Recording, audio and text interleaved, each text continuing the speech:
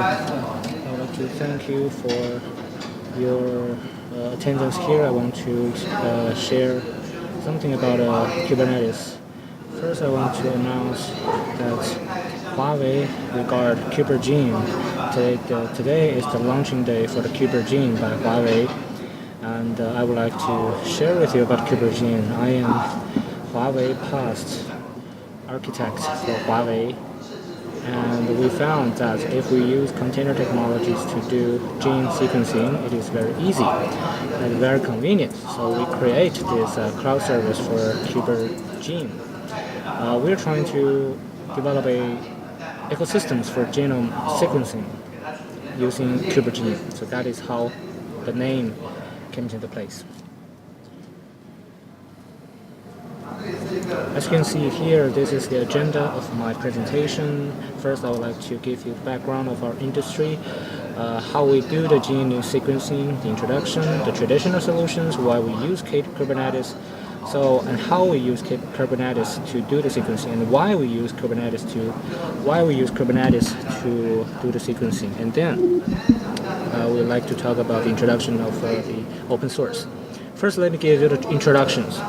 So after the 13th five-year plan of China and also in the United States, they're trying to have a government-backed project to promote precise medicine development. The government is backing these programs, and also there's a lot of non-governmental capitals flow into this project. So the market potential is huge and is increasingly bigger and bigger, and also precise medicine is very important, and genome sequencing is the basic for precise medicines. And the CAGR growth is around, in the next 5 years, is 35%. And according to our service, in the industries, they think that the genome sequencing is developing very fast, and their technology cannot even support the development rate. So the MPB is reaching several TB, and so there's a lot of upstream requirements that cannot be met by the downstream manufacturers. The current status quo, is of genome sequencing is on the VM or HPC, so which resulted in a very big investment on the infrastructures. If you're not a big company or big suppliers, then if you don't put in a lot of money, or if you put in a lot of money in the infrastructures, it is very low cost performance ratios because it's a very high depreciation rate in the next 5 years. After your introductions, you have a lot of money doing the management work, and also the resource utilization rate is very low because you have a lot of application, a lot of package are intertwined. For example, the A software requires the old version of the GDK, so it in fact influence each other. And also, same software cannot be run on the same on different PC at different platforms. So that is the status quo, using the HPC to do the genome sequencing. So there's a lot of imperfection about this industry. And because our teams was used to do the containers technologies, so we found that in genome sequencing industry, we could adopt Docker technology or container technologies, and it could be a trend for us in the future. And it is actually a trend in the United States. For example, some of our clients, their CTO were working in the United States, and the United States headquarters require the Chinese team to not use HPC but the Docker technologies. And then that is why a lot of domestic office of the foreign countries trying to use Docker technologies to do genome sequencing. And now China is also developing this field.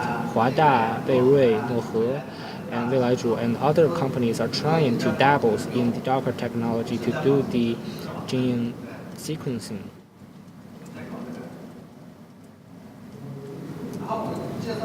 So next, let me introduce the introduction and the background of this industry. Because we are doing the software and IT, probably you have little idea about gene sequencing and why we use Docker and the container in this field. So as we know that our human body have 23 pairs of chromosomes, and with each chromosome is combination of X and Y chromosome. It's just like a small pair of chromosomes. If you open it up, it is like just like a rope, and you can see if you have these ropes, you coil it. It's like a rope coils, and so it is a dual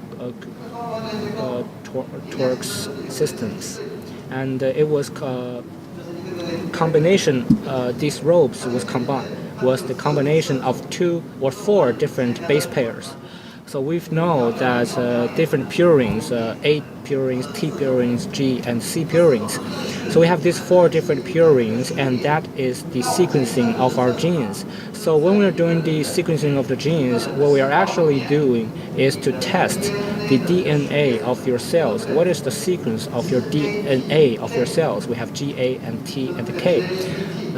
And also the GACT. What is the sequence of the GACT in your DNA? We call it the dual helix.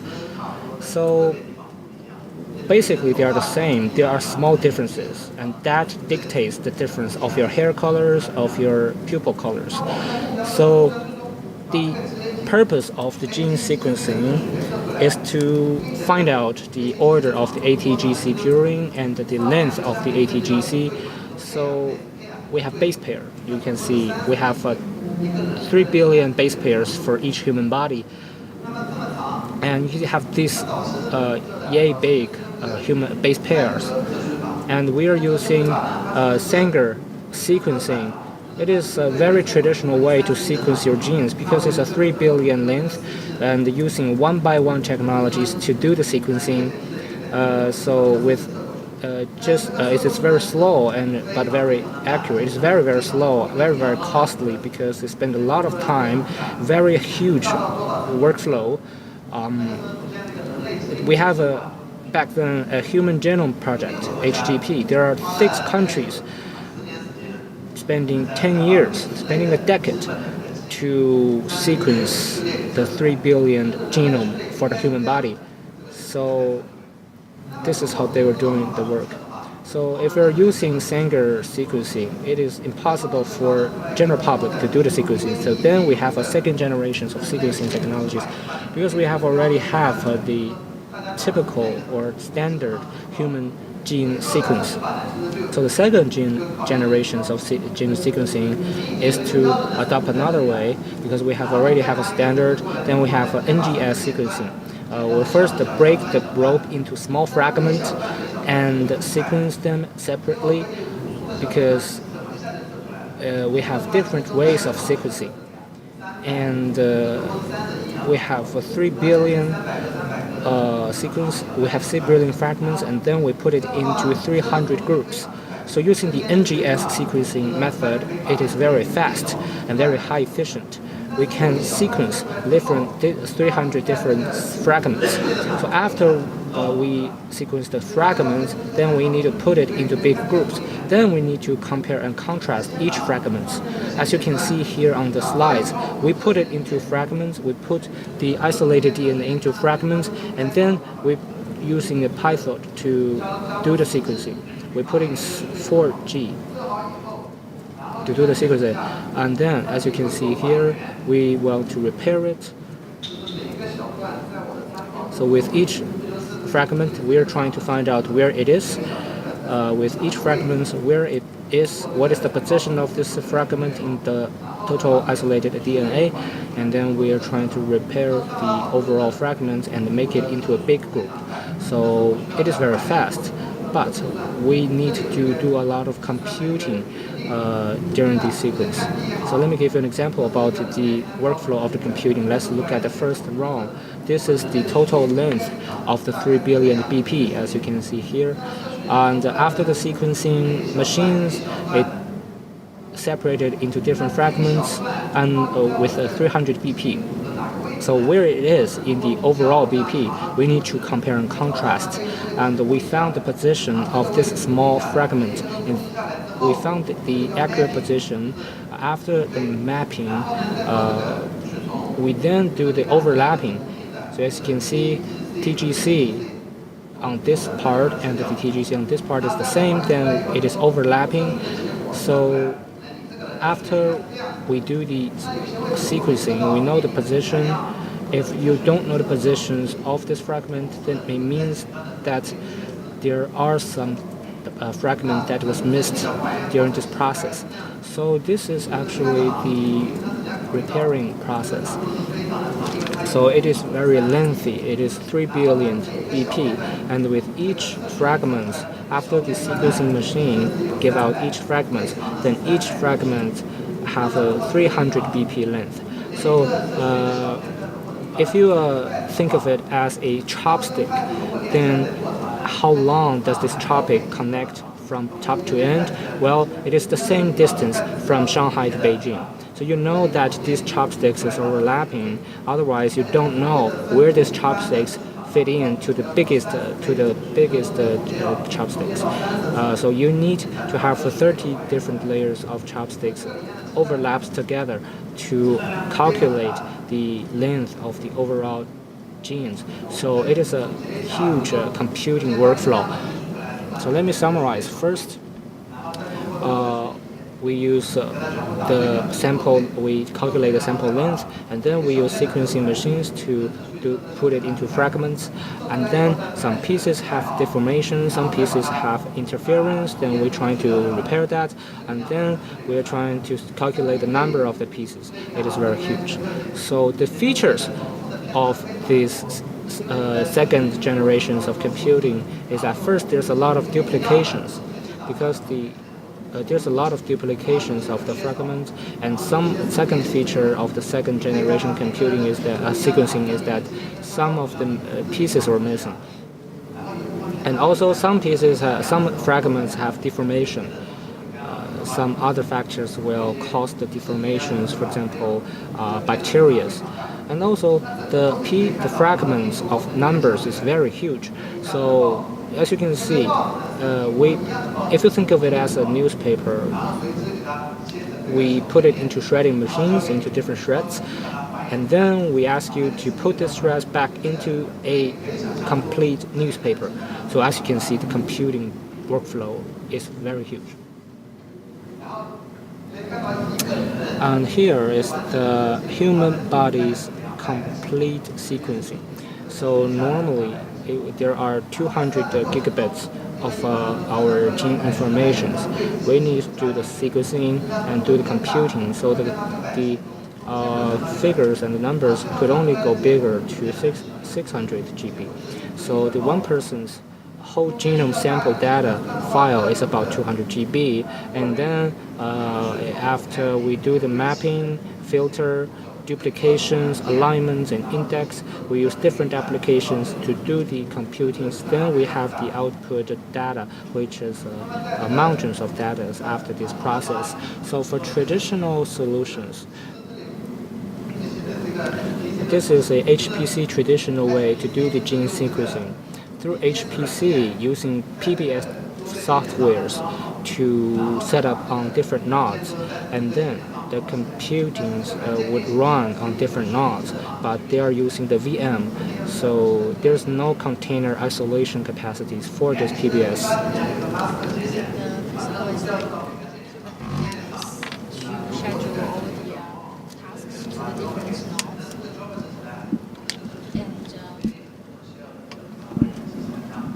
In this way, the most simple way is like students doing experiments in the lab. You just find one machine, like 2056 G node to run these tasks.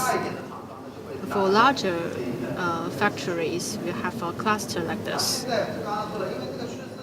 So we have a trend like this, and to use the container to run all those tasks. So we have the conclusion is that to compare the using containers with the traditional HPC, we have this table listing all the advantages of container.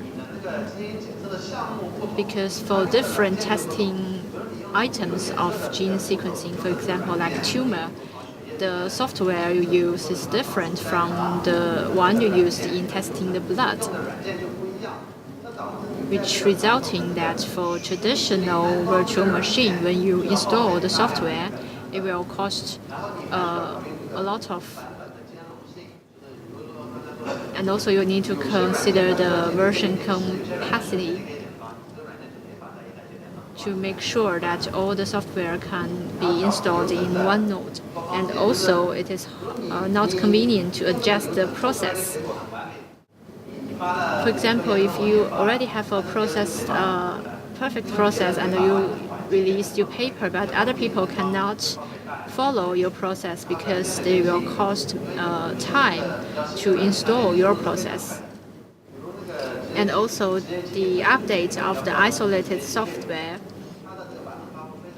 because we normally software like this will be updated like twice a month. So the update and maintenance is also not so easy to conduct. But for the improved version, the Docker can be run very fast. You can at home to run it successfully as well as on the cloud. And for example, like on Huawei Cloud and Amazon Cloud, it will be all the same. And also the low usage rate of resources,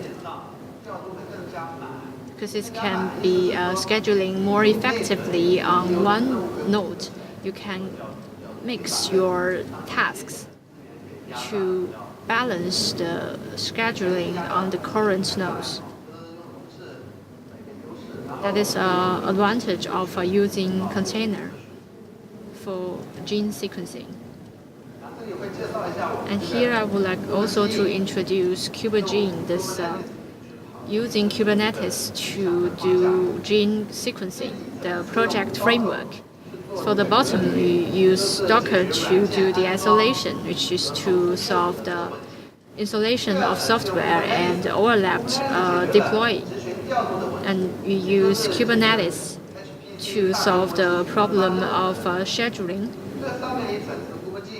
And the top is KubeGene. That is the management of the process. You can define different testing flow, like the tuber testing or the blood testing I just mentioned, and defined all the flows and the random workflow to hand to Kubernetes. It will be scheduled to the different nodes to run the tasks. As you can see, for Kubernetes, subjects are mostly the nodes. It's like a job management system to manage the flow. So we have a lot of workflow management system in this industry already. But why we are doing this new one? Because it has a customized scenario for gene sequencing. For our workflow, it is the definition grammar is quite simple, but with powerful functions. It's the basic grammar definition. As you can see, you can define the steps, how much resource it needs, and the Docker mirror you use, the resource you use, the command you would like to execute. Also, the highlighted in red, it supports the direct shell method. You can copy your original commands from HPC to KubeGene, which also saves cost. And command iterate. Iterate means iteration. To follow the order in the iteration. As we explain here, is how to deliver in terms of Kubernetes. You need to command. You already have the order and the commands. You deliver it to Kubernetes. And a container will be launched and execute the steps. And also we have this spontaneous feature. For example, you have 23 pairs of genes, but very little difference in terms of the containers.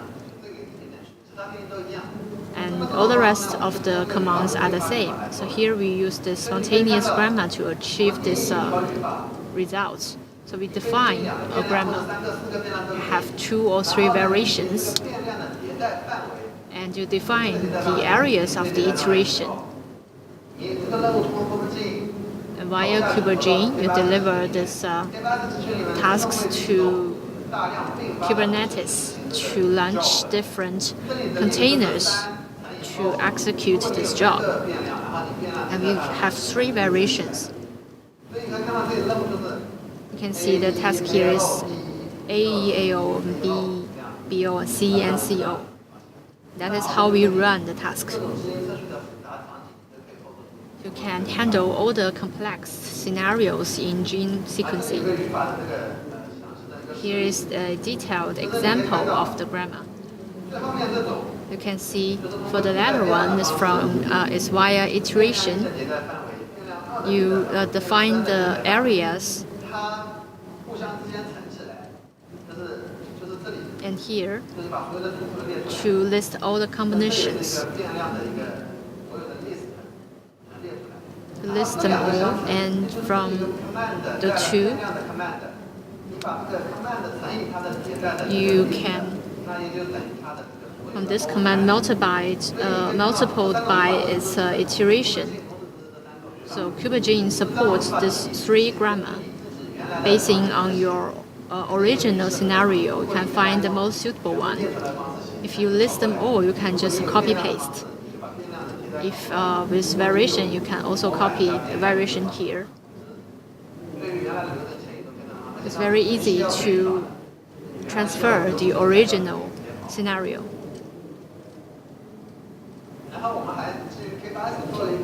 And based on Kubernetes, we have this adjustment. If you use Kubernetes to run the tasks, it's scattered on the nodes. For example, you have a new assignment. It will first deliver to the nodes that can contain, to the blank nodes. But we have this kind of adjustment to prioritize the delivery. So we will use one node fully, then use the blank ones.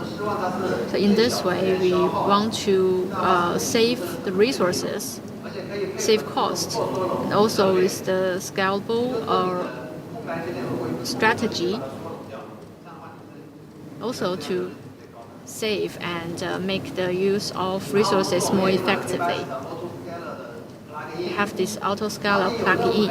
When you have a task and all the nodes are full, you can auto-scale to deliver it to the new nodes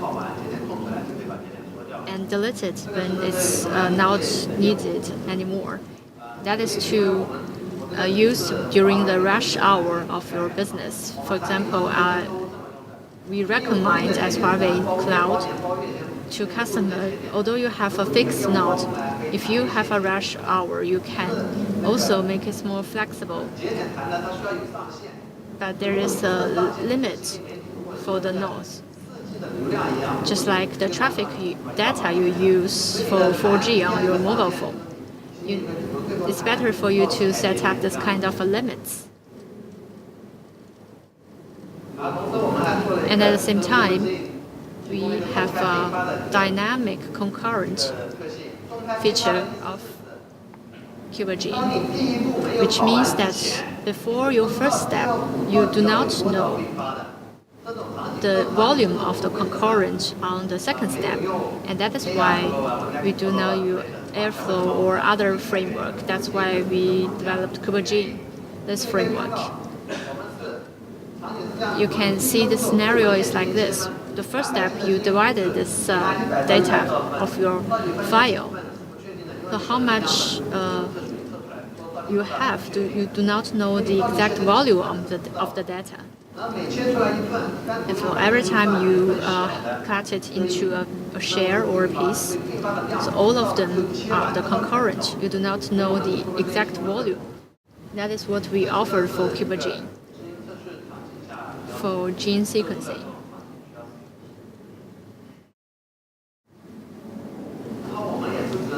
And also we support a variety of software mirror workup from a different mirror.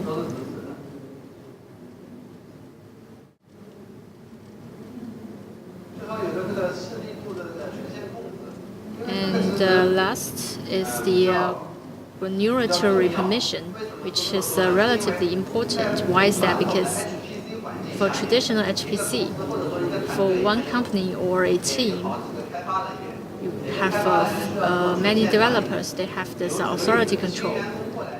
When you have a new employees, for example, if you accidentally delete the gene data, which is very dangerous for some people, also deleted all the data maliciously, which is also a danger.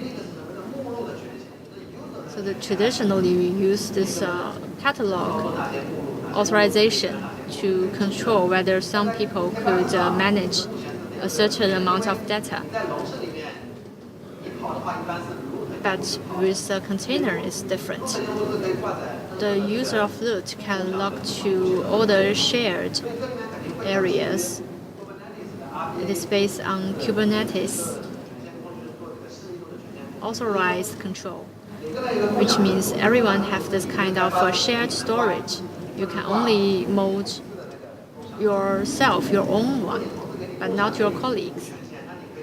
If it's shared by your colleague, you can read only, but you cannot delete all the data on it. And finally, I would like to introduce the framework. The principle is relatively easy. First, we define a set of standards.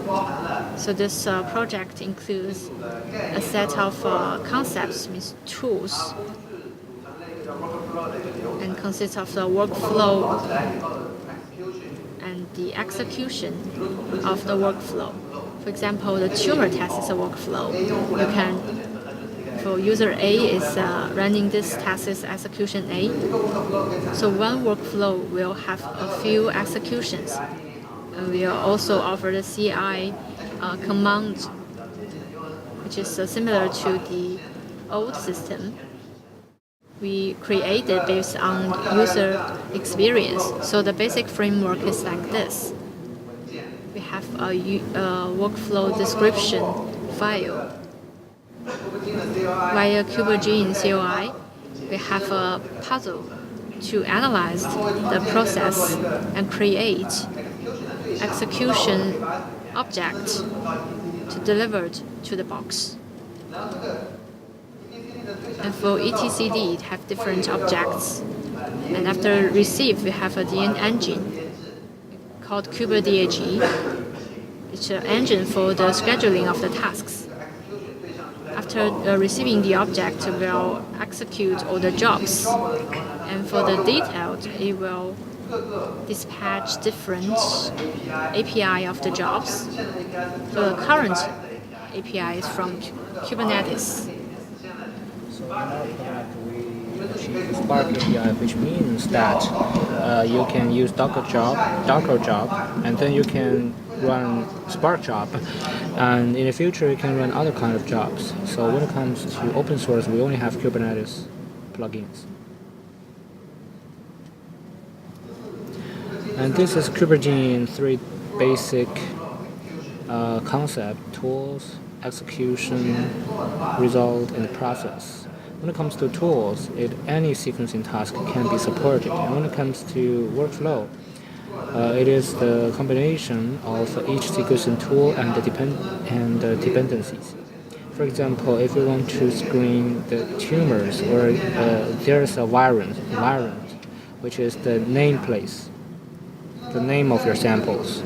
So in the process, if you set the variant, make it a constant parameters, then there's an execution. So you can execute your data. So these are the basic information. It is very straightforward. So if you have a Kubernetes foundations, then it is very easy to do the Kubernetes. It is very easy to do this process. So now our project is like this. So Huawei Cloud is based on Kubernetes and cloud technologies. We are actually biggest contributors. In the morning's keynote, you saw that we are doing the CNCF. In the CNCF, we are the first international members for CNCF, which means that we've spent a lot of time in the past to do this. We're trying to continue to upgrade our contributions in the CNCF community, and now our open source project have a lot of contributors also. For example, Huawei. The KubeGene open source project involves Huawei, Nexomics, AnchorMed, Xturing Biotechnologies, and biotrainee.com. So these are the founding members for our KubeGene open source project to do the KubeGene. This is the website for KubeGene, and on it you can find how to install KubeGene, how to the basic sequencing process for GATK purines, sequencings, and you can also find our product process on this website. And we have files, documents to support you. You can find it there. Thank you very much. And this is our R&D team official account on the WeChat. There are container technology, Kubernetes related technologies, discussions, and articles. We will write articles and post it on these accounts related to technologies. So you can scan it, follow it. And so that is the end of my presentations, and now the floor is open for you guys, or you can add my WeChat account and then you can raise questions.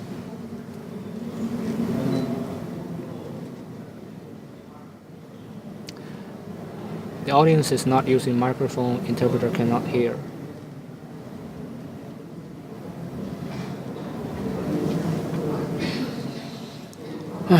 问题就不翻了。Alright, previously let me repeat my presentation. In the workflow, there's no input file and output file definition. Now we are researching different platforms for gene sequencing, and different platforms will define input and output file. And according to the output files, is the same with the input files of the next step. But we found that is not a good solution because that makes our tool definition very complex. You have to define the software, you have to define the input-output files. It's very complex. Some software is not capable of doing that. So in our process, we are very generic. You don't care about the input-output files. You can just write the files. So just like the same with your writing commands, you just input code with command. You don't have to define any files to input and output, just like writing codes. So for us, we don't define files to control the sequence. We control the depends, using the depends to find the sequence. So it is more generic and easier to do. You can see this is the dependency task. If the A depends on B, then we use a depend logic to do this, to connect this. You don't have to define the input-output files because they're already in the catalog. You don't need to define the input-output file. And if you need to map the input-output file, then you can use this dynamic concurrence files to do this. So there's no problem about that. And the job name. This is the job name. Alright, so if there's no further questions, then I would like to... there's a stalls outside of this conference room. We have presentation areas outside of this conference room, and thank you very much. You can find us there.